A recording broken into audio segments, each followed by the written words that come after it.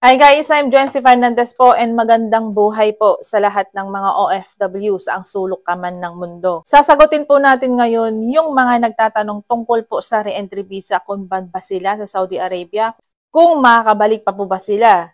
Ayon po sa Jawasat, posted po ito noong January 17, 2024.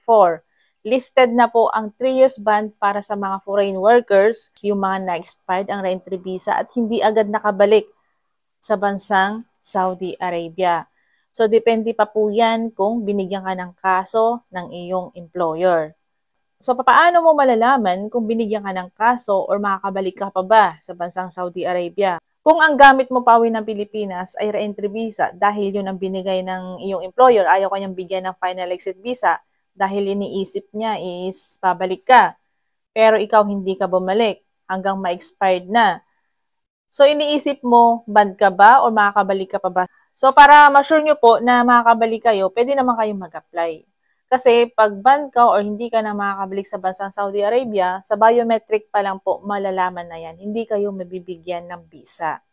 Bago kayo mag-apply, antayin nyo muna ma-expired ang inyong mga re-entry visa para hindi magka-conflict yung application nyo.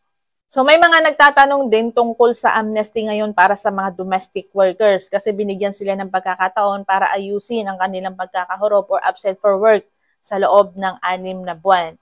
So tanong ng karamihan, papaano naman daw yung mga skilled worker? Naniniwala ko guys na mas maraming hurop sa mga skilled worker kaya siguro maraming nagtatanong kung kailan magkakaroon ng amnesty sa mga skilled worker. So, ito guys, ang sagot ng Polo Riyadh. Ang nasabing correction initiative ay para lamang po sa mga household worker. Yung tungkol naman po sa mga skilled worker, hintayin na lang po natin yung anunsyo ng Ministry of Human Resources and Social Development.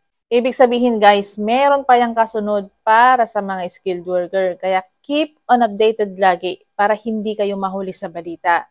Sa ngayon guys, meron tayong 3 kasong ina-assist na binugbog ng kanilang mga amo.